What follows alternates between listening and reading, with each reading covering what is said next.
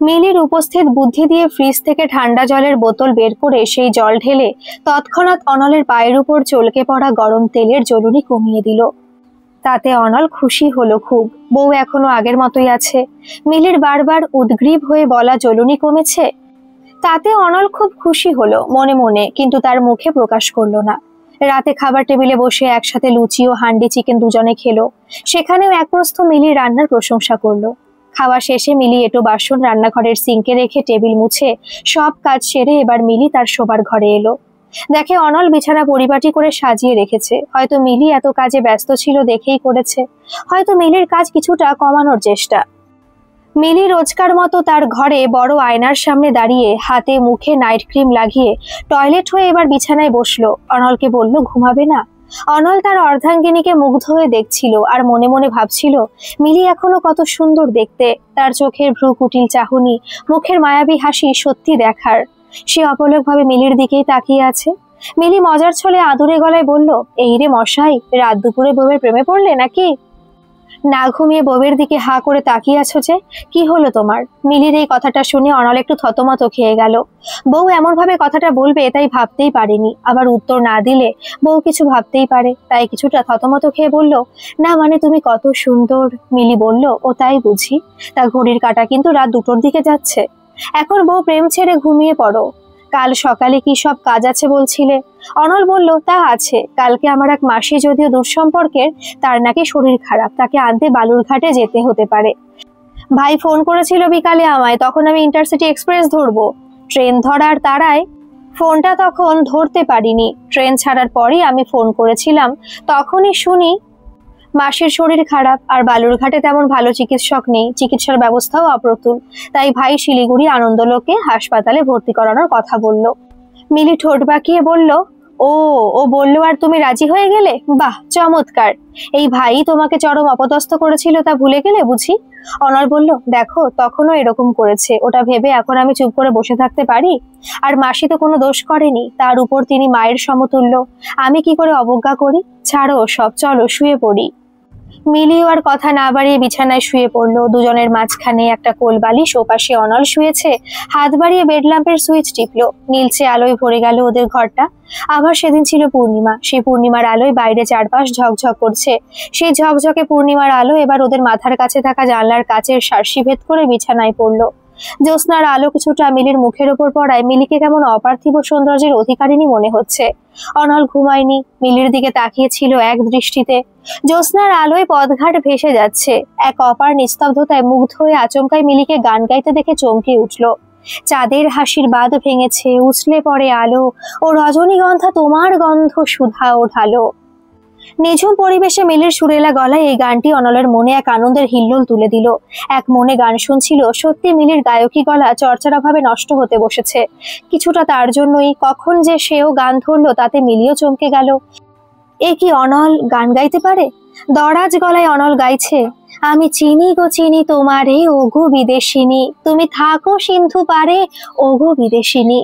গান শুনতে শুনতে মিলি অবাক। বস্তুত অনলের এই গায়কী গুণ সে জানতোই না। বাড়িতে অনল কখনোই গান গায়নি, ফলে মিলিও মুগ্ধ হয়ে পড়লো। গান শেষ করে দুজনেই ঘুমিয়ে পড়লো। আচমকাই অনলের ঘরের সেন্টার টেবিলে রাখা ল্যান্ডফোনটা বেজে উঠলো। নিস্তব্ধ পরিবেশ, তারপর সবে ঘুম এসেছে দুজনের। তখনই ফোনের ক্রিং ক্রিং আওয়াজে দুজনের ঘুম ভেঙে গেল। সারাদিনের একরাশ কাজ, ক্লান্তি, গান গাওয়া, তারপর দেরিতে শোয়া, ঘুমের রাজ্যে হারিয়ে গেছিল দুজনেই। কিন্তু ফোনের আওয়াজ তাদের গভীর ঘুমে আচ্ছন্ন হওয়ার থেকে ব্যাঘাত সৃষ্টি করলো। অনল বিছানা থেকে নামতে যেতেই মিলির আদুরে গলায় বলল, এত রাতে ফোন ধরতে হবে না, বলেই অনলকে জড়িয়ে ধরলো।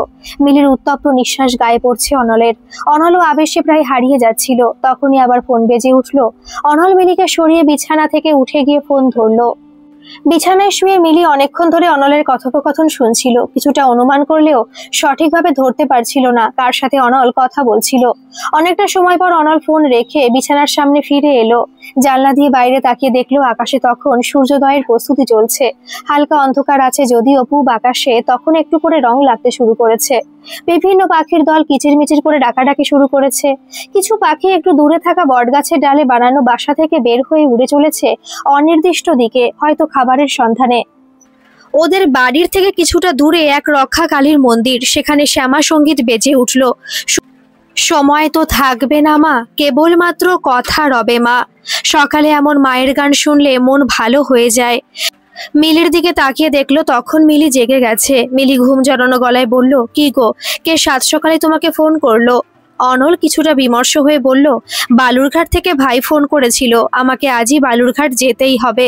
মিলি চোখ বড় করে বলল, আজই যেতে হবে মানে, কিন্তু কারণটা কি? অনল বলল, তোমাকে বললাম না মাসিমার শরীর ভালো না, কাল আচমকাই উনি বাড়িতে অসুস্থ হয়ে পড়েন। ভাই পাড়ার ছেলেদের সহায়তায় তৎক্ষণাৎ বালুরঘাট হাসপাতালে ভর্তি করায়।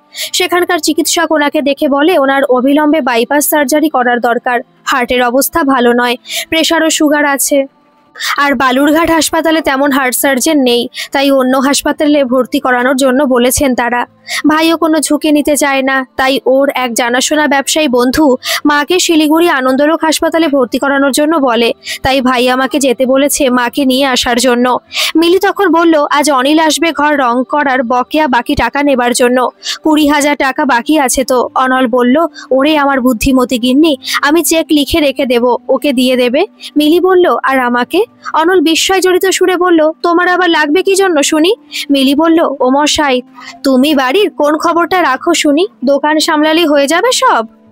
সব ঘরের সাথে রং মিলিয়ে মানানসই দরজা জানালার পর্দা না লাগালে চলে? রান্নাঘরের বেসিনের পাইপ ফেটে গেছে, টয়লেটের কোমোডের ফ্ল্যাশের পাইপ ঠিকমতো কাজ করছে না, এইসব নতুন না করলে হয়? অনল ভেবে দেখলো ঠিক এক বিন্দু মিথ্যে নয়, তাই হাসতে হাসতে বলল, আচ্ছা বাবা, তোমাকেও 10,000 টাকা দিয়ে যাব, হবে তো? মিলি বলল, আমি ব্যাংকে যাব। অনল বলল, ওরে পাগলি, তোমার যেতে হবে না, আমি দোকানের ছেলেটাকে বলে দেব, সেই তোমাকে টাকা তুলে এনে দেবে। মিলি এবার আদুরে গলায় বলল, ওই 10,000 টাকাতে কম পড়ে যেতে পারে, তাই বলি কি আর একটু টাকার পরিমাণ বাড়াও না।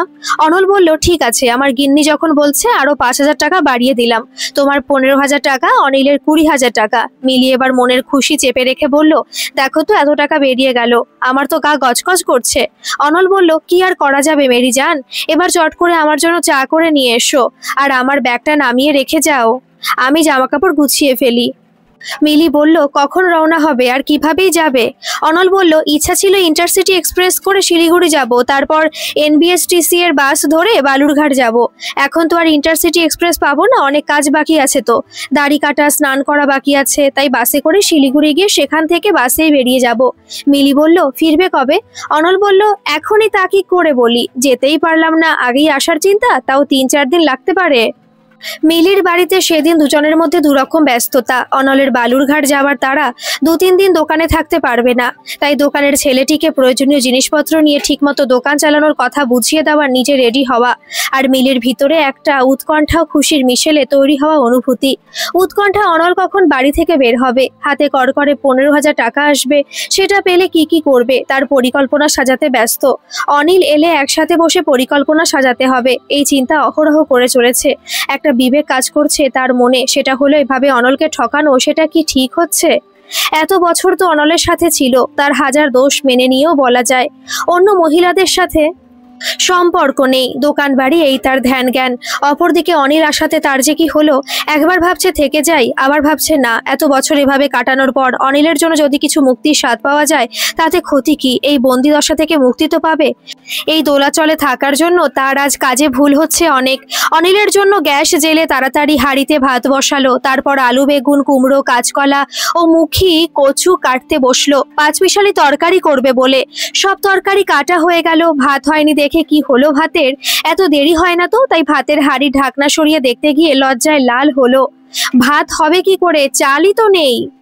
আসলে চাল ধুয়ে বাটিতে রেখে হাঁড়িতে জল গরম করার জন্য দিয়েছিল, জল গরম হলে চাল দেবে তার মধ্যে, তাই সবজি কাটছিল। মনের চিন্তায় এত আত্মমগ্ন ছিল, হাঁড়িতে চাল নেই তাই বেমালুম ভুলে গেছে, এমনকি বাটির দিকেও নজর পড়েনি।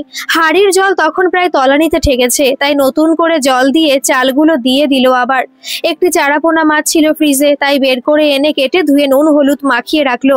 এ বাড়িতে বউ হিসাবে আসার পর থেকে দেখেছে কোনো কাজে গেলে অনল মাছ ভাত খেয়ে যায়, এটা কুসংস্কার। যে কোনো কাজে, ইনফ্যাক্ট বেড়াতেও গেলে এই কুসংস্কার বহাল রেখেছে। সেদিন চারাপোনার ঝোল, পাতলা মুসুরির ভালো পাঁচমিশালি তরকারি, এটাই মেনু ছিল সেদিন। ওই খেয়ে অনল বেরিয়ে পড়ল বাড়ি থেকে। পতিপ্রেম দেখিয়ে অপসারণরত অনলের পিছন পিছন গেল। ওমা, বাগানে লাল সুরকি বিছানো পথের শেষে গিয়ে যেই অনল রাস্তায় নামতে গেল, অমনি দেখলো বাগানের শেষ দিকে থাকা ছোট গেট খুলে অনিল বাড়িতে ঢুকছে। অনিলকে দেখে মিলি সাত তাড়াতাড়ি ঘোমটা দিয়ে মুখ ঢেকে ফেলল। অনিল অনলকে বলল, আরে চললি কোথায়? সংক্ষেপে অনল বন্ধুকে তার গন্তব্যে যাবারের নাম বলল। আজ কথা বলতে পারছি না, পরে একদিন আসিস, জমিয়ে আড্ডাখানা হবে।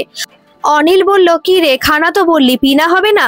অনল কপট রোষ কষায়িত চোখে বন্ধুর দিকে তাকে ইশারা করে বউকে দেখালো। তারপর অস্ফুটভাবে বলল, এত বয়স হয়েছে তাও ওটা নেশা গেল না?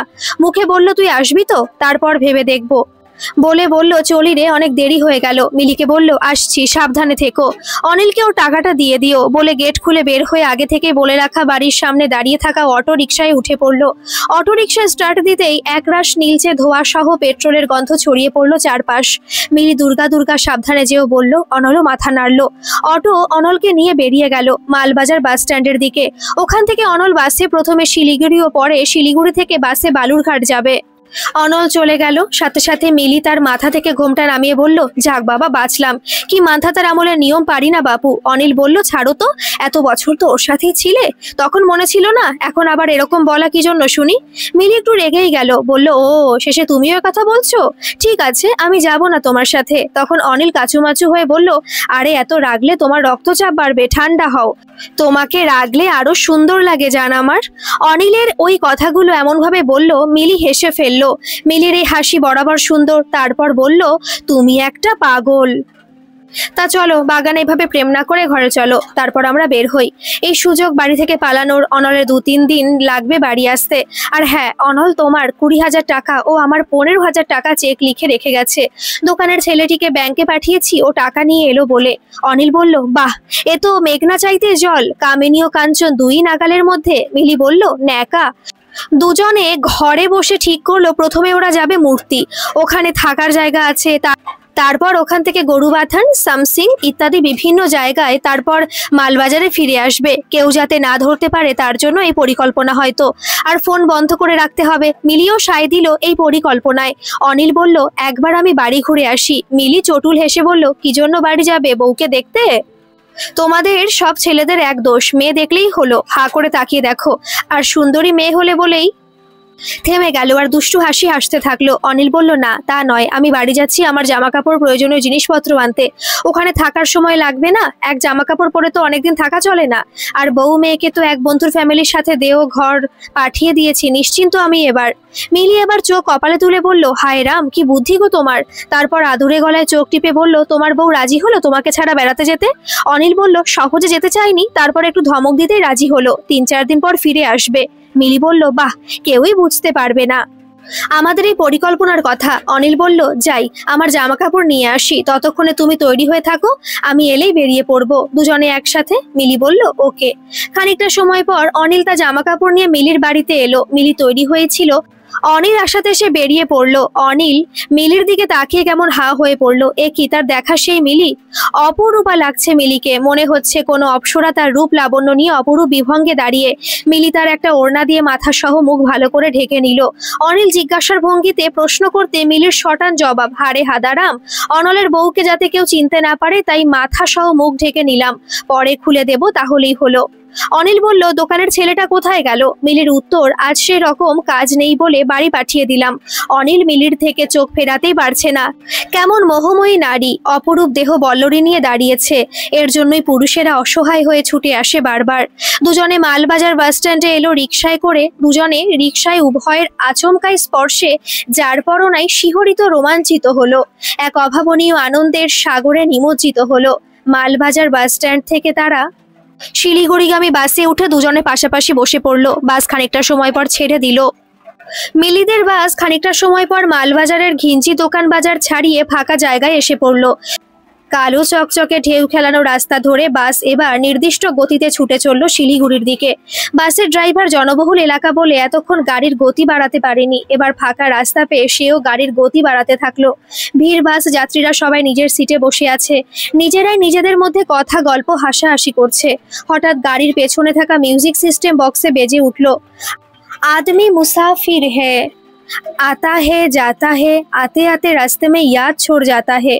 সবাই চুপ করে গান শুনতে থাকলো। পাশ দিয়ে মাঝে মাঝে কখনো মাল বোঝাই ভারী ট্রাক, কখনো বাস শব্দ করে বেরিয়ে যাচ্ছে।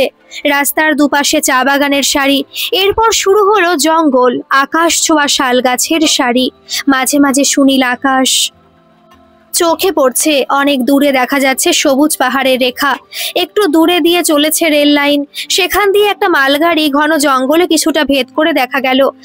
আচমকা ডিজেল ইঞ্জিনের জোরালো হর্নে কানে বড় লাগে তো। 3-4টা কালভার্ট পেরিয়ে গেল, নিচে তীর তীর করে জল বয়ে চলেছে। এই জলেই বন্য প্রাণী তাদের তৃষ্ণা মেটায়। একটা ঝিঝি পোকা ডাকার মতো আওয়াজ জঙ্গলে কোনো ঝোপ থেকে পাওয়া যাচ্ছে। খানিকটা সময় পর ওদের বাস মূর্তির মোড়ে এসে দাঁড়ালো। এখানে নেমে আবার টোটো করে মূর্তি যেতে হয়, বাসগুলো সরাসরি মূর্তি যায় না। নিজের গাড়ি থাকলে কোনো অসুবিধা নেই। মিলি ও অনিল বাস থেকে নেমে রাস্তা পেরিয়ে টোটোতে উঠলো, আর ওদের বাসও চলে গেল। ওদের বাড়ি থেকে বের হতে অনেকটা দেরি হয়েছে, তাই মালবাজার বাস স্ট্যান্ডে এক হোটেলে দুপুরের খাবার খেয়ে নিয়ে বাসে উঠেছিল দুজনে। মেনু ছিল সাদা ভাত, পাতলা মুগের ডাল, আলু বেগুন কুমড়ো দিয়ে একটা তরকারি, পাতলা এক টুকরো ফিনফিনে লেবু ও বরলি মাছের ঝোল। চাটনি বলে দিয়েছিল কিছু, তা বোঝাই গেল না সেটা চাটনি না অন্য কিছু। মিলি তাই অনিলকে বলল, দুপুরে এই খাবার খেয়ে ঠিক পোষালো না, রাতে ভালো খাবার চাই কিন্তু। অনিল বলল, হ্যাঁ হ্যাঁ তাই হবে।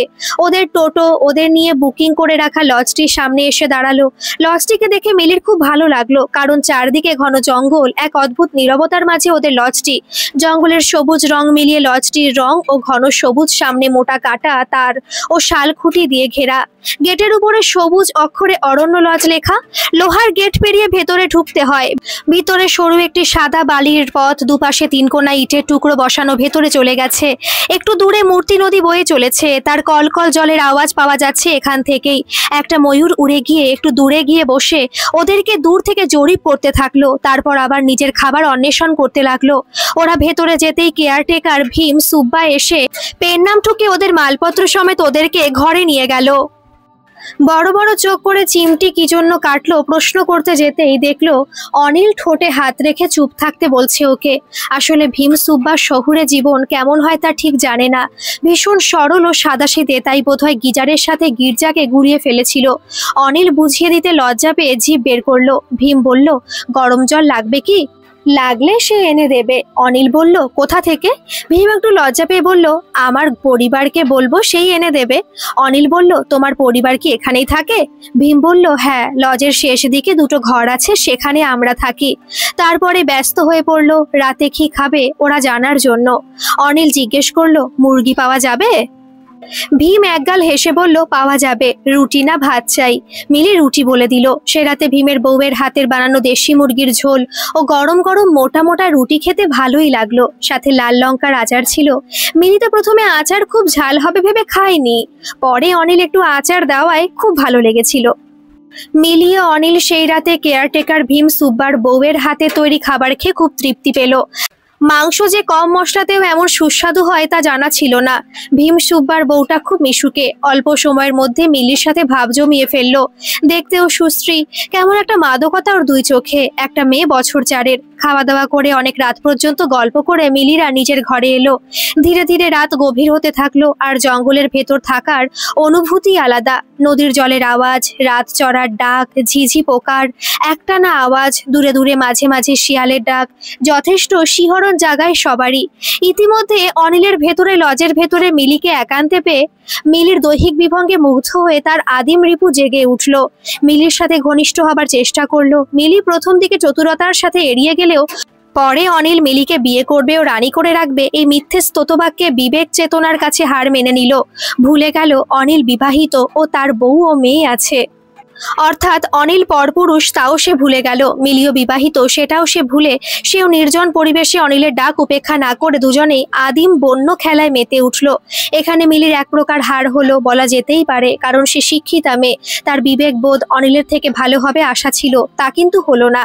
সাময়িক মোহে সে এই কাজ করে বসলো। অপরদিকে অনিল কিন্তু তার পরিকল্পনায় সফল হলো। অনলের বাড়িতে মিলিকে দেখার পর থেকে মিলির সাথে এরকম কিছু করার কথা ভেবে রেখেছিল। তার কাজ সহজ হয়েছিল। অনলের অতিরিক্ত সন্দেহবাতিক ও মিলিকে বাড়ির ভেতরে একা রেখে দেওয়া। একটা সময়ে দুজনে ক্লান্ত হয়ে ঘুমিয়ে পড়ল। হঠাৎ কাচের জানলা ভেদ করে সকালে রোদ বিছানায় পড়ায় ওদের ঘুম ভেঙে গেল। ধর্মর করে বিছানায় উঠে দেখে অনেক বেলা হয়ে গেছে। জঙ্গল তখন জেগে উঠেছে, বিভিন্ন পাখির কলকাকলিতে মুখরিত। দুবার ভীম চা নিয়ে এসে দরজায় করাঘাত করে ডেকে ওদের সাড়া না পেয়ে ফিরে গেছে।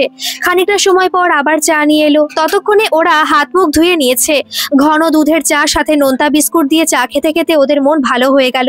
সকালে কি ব্রেকফাস্ট করবে অনিল মিলিকে বলায় মিলি কিছু বলতে যাবে, হঠাৎ দরজার ওপার থেকে ভীম সুব্বার বউ হাতে একটা বড় ট্রে, তাতে দুটো ছোট প্লেটে ধোয়া ওঠা পরোটা ও কমলা রঙের মিষ্টি জাতীয় খাবার দেখা গেল। কাছে আসতেই ভ্রম ভাঙলো দুজনের। কমলা জাতীয় খাবারটা ছিল গাজরের হালুয়া আর পরোটা ছিল আলুর। দারুণ স্বাদ তার, খেয়ে মন ভরে গেল ওদের। তারপর স্নান করে দুজনে বেরিয়ে পড়লো। মূর্তির নদীর জল দেখে তাদের মন ভরে গেল। একদম কাছের মতো পরিষ্কার জল, নিচে নুড়ি পাথরও পরিষ্কার বোঝা যাচ্ছে, এমন টলটলে জল। অনেকে এসেছে নদীর পাড়ে দাঁড়িয়ে, তারাও নদীর জল পাড়ে থাকা গভীর অরণ্যের সৌন্দর্য দেখে মুগ্ধ হয়ে গেল। সত্যি অসাধারণ সৌন্দর্য এই মূর্তির। বর্ষাকালে এই নদী ভয়ঙ্করী হয়ে ওঠে, যখন তখন হরপা বান চলে আসে। অনিল ও মিলি সবার মতোই তারাও নদীর জল দেখলো। নদীতে নেমে জল ছুলো। পাশে থাকা জঙ্গলে একটু ঘোরাঘুরি করে ও বেলা চড়ে যাওয়ায় ও খিদে পাওয়ায় দুজনে নদী থেকে উঠে এসে নদীর পাড় স্থিত উপরে থাকা এক সস্তার পাইস হোটেল দেখে ঢুকে পড়লো। জিজ্ঞেস করলো কি কি খাবার আছে। এক বয়স্ক মহিলা, সেই মনে হয় মালকিন হোটেলটির। শক্ত পরিশ্রমী চেহারা, সারা মুখে বসন্তের দাগ, কপালের এক কোণে একটা গভীর কাটা দাগ, ডানগাল বরাবর অনেকটা নেমে এসেছে। দুটো চোখ ছোট ছোট, দেখলে ভয় লাগে। মূর্তি নদীর পাড়ে পাইস হোটেলে সেদিন তারা তৃপ্তি করেই খেয়েছিল দুপুরে। মেনু ছিল ঈষৎ মোটা চালের ভাত, পটল ভাজা, আলু স্কোয়াশের তরকারি, মুগ ও মুসুর ডাল, ভাগ্নে মাছের ঝোল ও আচার। এই ভাগ্নে মাছ উত্তরবঙ্গের বিখ্যাত মাছগুলোর অন্যতম, খুব সুস্বাদু খেতে। খেয়ে দিয়ে তারা লজে ফিরে এলো। পরদিন সকালে তারা বেরিয়ে পড়লো গরুবাথানের উদ্দেশ্যে। এভাবে তারা 5 দিন বিভিন্ন জায়গা ঘুরে শেষ দিনে দার্জিলিং এলো। দার্জিলিং ম্যালের কাছে এক হোটেলে উঠলো।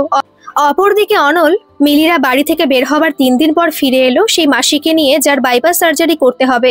অনল মনে মনে ঠিক করে রেখেছিল মিলিকে আড়ালে বলে দেবে সে যেন মাসির সাথে অমানবিক আচরণ না করে। অনলের বাড়িতে একবারই এসেছিলেন তিনি, তাও মিলির বিয়ের পর। মিলিকে খুব ভালোবেসে ফেলেছিলেন।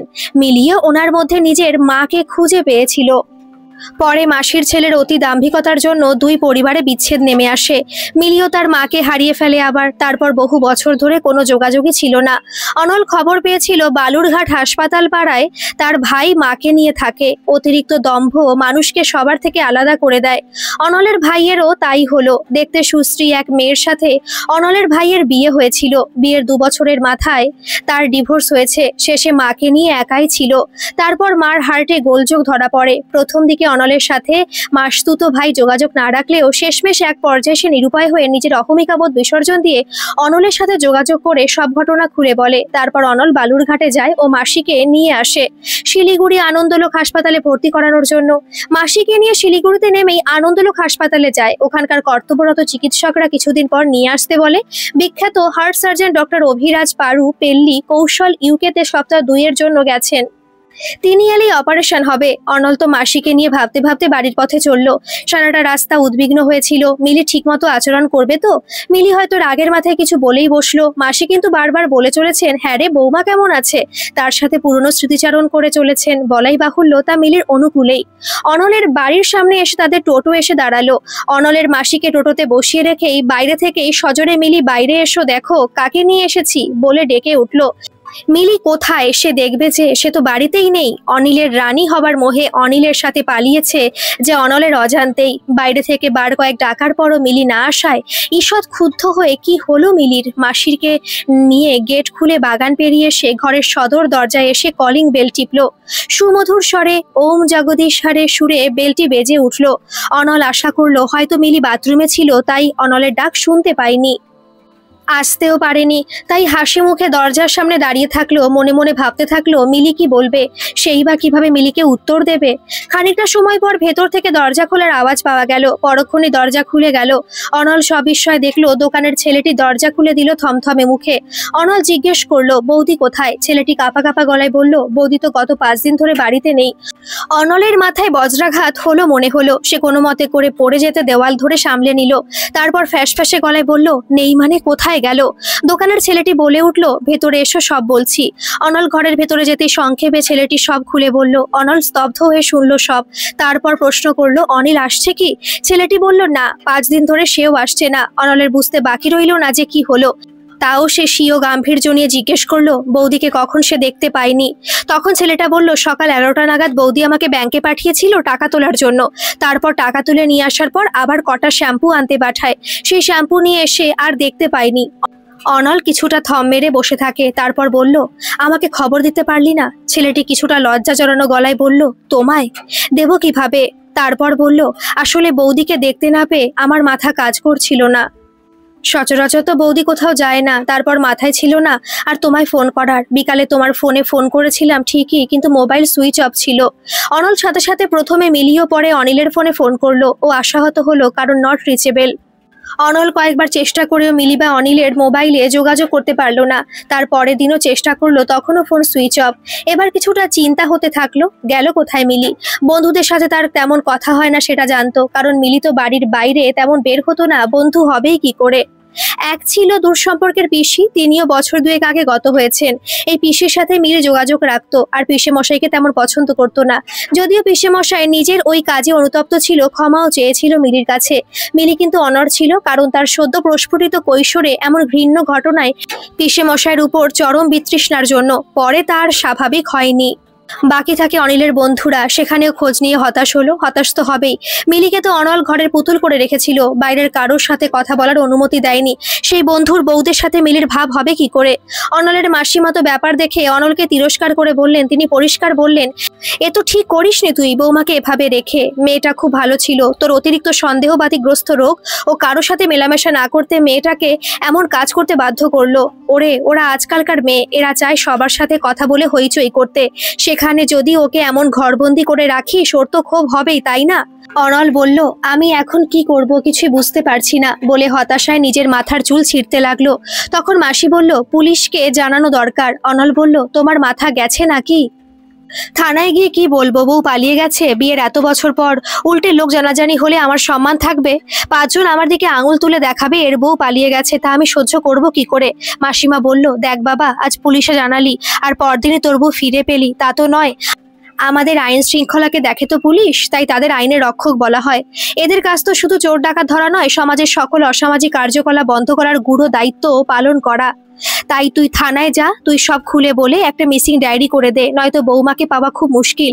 আর আরেকটা কাজ কর, উত্তরবঙ্গ সংবাদপত্রে একটা নিরুদ্দেশ বিজ্ঞাপন দে, বৌমার ছবি দিয়ে। আমি বলে দেব কি লিখবি, সেটা জমা দিলে যাতে তাড়াতাড়ি ছাপায়, এটাও দেখবি। অনল মাসির কথা মতো প্রথমে থানায় মিলির নামে মিসিং ডায়েরি করলো। থানা থেকে জানতে চাইলো কবে থেকে নিখোঁজ রয়েছে, জানাশোনা কারো বাড়িতে গেছে কিনা। মানে যাবতীয় এক প্রকার পুলিশি জেরা। ওরা অবশ্য গুরুত্ব নিয়ে সব শুনে তা যথাযোগ্য ব্যবস্থা নেবে জানালো। অনল থানা থেকে বের হয়ে পড়ে উত্তরবঙ্গ পত্রিকার অনুমোদিত এক দোকানে এলো।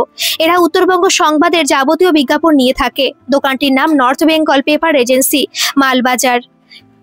সেখানে মাসির বলে দেওয়া কথাগুলো লিখে নিয়ে এসেছিল, তাতে মিলির একটি রঙিন ছবি দিয়ে জমা দিয়ে দিল। অপরদিকে অনিল ও মিলির দিন কাটছে। অনিলের খুব আনন্দে কাটলেও মিলির মনে কিন্তু আনন্দের লেশ মাত্র ছিল না, কারণ মিলি অনিলের আচরণে যার পরনায় ক্ষুব্ধ হয়েছিল। এক যে টাকা নিয়ে তারা ঘরের থেকে বের হয়েছিল, তাতে অনেকদিন তাদের চলে যাবার কথা, কিন্তু অনিলের লাগাম ছাড়া বিলাসের ধাক্কায় তাতে টান পড়া শুরু হলো। তার দ্বিতীয় কারণ অনিলের অতিরিক্ত আদিম রিপুর চাহিদা। তাতে মিলি বিরক্ত হতো, কিন্তু ছাড় ছিল না মিলিকে। শারীরিকভাবে মারাত্মক নিপীড়ন করত, রক্তাক্ত অবস্থায় মিলিকে দেখে পৈশাচিক আনন্দে ফেটে পড়তো প্রতি রাতেই। মিলি বুঝতে পারলো অনিল মিথ্যে স্তোতবাক্যে তাকে বাড়ি থেকে বের করে নিয়ে এসেছে।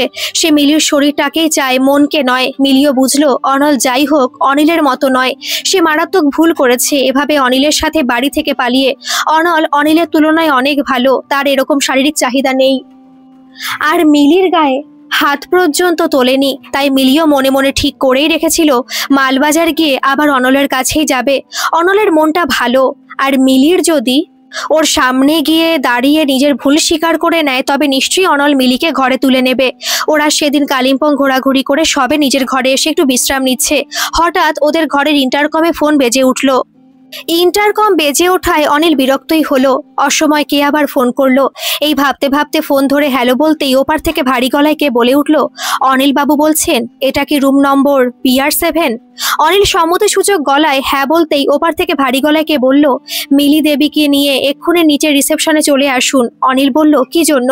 ওপার থেকে ভারী গলায় সে ব্যক্তি বলে উঠল, আসুন না, এলেই জানতে পারবেন, বলে ফোন কেটে দিল। অনিল সবে বিছানায় শুয়ে দিবানিদ্রা তোড়জোড় করছিল। মিলি ছিল বাথরুমে। মিলি বেরিয়ে এসে বলল, কার ফোন ছিল? অনিলের সাধের ঘুমের তখন দফা রফা, তাই রাগত গলায় বলল, কি জানি, রিসেপশনে দুজনকে যেতে বলল। মিলি বলল, কি জন্য? অনিল বলল, জানি না, গেলেই বুঝতে পারবো। মিলি বলল, চলো দেখেই আসি কি দরকার ওদের, হঠাৎ করে ফোন করলো কি জন্য। দুজনে নিচে রিসেপশনে আসতেই রিসেপশনের দায়িত্ব সামলানো ছেলেটি সামনের সোফায় বসে থাকা সাফারি স্যুট পরা দুজন গাট্টা গোটা অপরিচিত ব্যক্তির উদ্দেশ্যে বলল, স্যার, এরাই অনিল বাবু ও মিলি দেবী। অনিল ও মিলি ঘাবড়ে গেল, এরাই বা কারা, আমাদের খোঁজ করছে কি জন্য? ততক্ষণে বসে থাকা দুজন উঠে দাঁড়িয়ে এসে ওদের মধ্যে একজন জিজ্ঞেস করলেন, আপনারা মালবাজার থেকে এসেছেন? পাশে দাঁড়িয়ে থাকা মিলিকে দেখিয়ে বললেন, ইনি কি আপনার স্ত্রী? অনিল প্রথমটাই বলল না, পরে আবার হ্যাঁ বলায় সামনের ব্যক্তি একটু মুচকি হেসে বললেন, আপনার নাম তো অনিল, তাই তো? অনিল বলল, হ্যাঁ। রঙের কাজ করেন? আচ্ছা, অনল বলে কাউকে চেনেন? তার বাড়িতে রঙের কাজ করেছেন? শুধু রং করাই না, তার বউকে ভুলিয়ে নিয়ে পালিয়েছেন তার বাড়ি থেকে, নিজের বউ মেয়ে থাকা সত্ত্বেও। অনিলের মুখ শুকিয়ে গেল, কপালে বিন্দু বিন্দু ঘাম জমতে শুরু করলো। মিলির অবস্থাও তথৈবচ। অনিল বিন্দুমাত্র দমে না গিয়ে সজোরে বলল, সব মিথ্যে কথা, আমি অনল বলে কাউকে চিনি না। আরে আমার বউ। পাশের সাফারি স্যুট পরিহিত ব্যক্তি বললেন, ঠিক বলছেন তো? কতদিন হলো বিয়ে হয়েছে আপনাদের? ম্যারেজ সার্টিফিকেট দেখাতে পারবেন? অনিল জোরে জোরেই বলল, পারবো, কিন্তু আপনাদের দেখাবো কি জন্য শুনি? আপনারা কে? এবার সেই ভদ্রলোক বললেন, আমরা কে? আমাদের সাথে গেলে বুঝতে পারবেন। অনিল রিসেপশনের ছেলেটিকে বলল, ভর দুপুরে কোনো কারণ ছাড়াই আমাদের এখানে নিয়ে এসে নাটক করার মানে কি? আমি সবাইকে এই হোটেলের কর্মীদের ব্যবহার খুব খারাপ বলে জানাবো, কেউ আর এই হোটেলে আসবে না। সেই ভদ্রলোক বললেন, আরে রেগে গেলে হয় অনিল বাবু? পরের বউকে ফুসলে এনে আনন্দ করতে সবাই চায়, তাই না? ঘৃতাহুতি হলো মনে হয় এই কথা শুনে। অনিল এবার মারমুখী হয়ে একটা চড় মারতে উদ্যত হলো, অশ্লীল গালাগালি দিয়ে। সাথে সাথেই সেই ভদ্রলোক পকেট থেকে আইডেন্টিটি কার্ড বের করলেন, বললেন, আমরা মালবাজার থানা থেকে এসেছি, অন্যের বউকে নিয়ে পালানোর অজুহাতে আপনাকে আমি গ্রেপ্তার করলাম। অনিল তাতেও দমল না, বলল, কোনো প্রমাণ আছে? পুলিশ কি আজকাল বিনা প্রমাণে গ্রেপ্তার করে কাউকে? সেই ব্যক্তির সাথে সাথে অনলের মালবাজার থানায় করা ডায়েরি ও সেই নিরুদ্দেশ বিজ্ঞাপন অনিলের সামনে ফেলে দিয়ে বলল, এগুলোই আপনার বিরুদ্ধে যাবে। অনিল তাও মরিয়া হয়ে বলল, কোনো মহিলাকে কিভাবে মহিলা পুলিশ ছাড়া পুরুষ পুলিশ গ্রেফতার করে? এটা তো আইন বিরোধী। সেই অফিসার হাসতে হাসতে বললেন, আপনি আইন কিছুটা হলেও জানেন দেখছি, বলে গীতা, ভেতরে এসো একবার।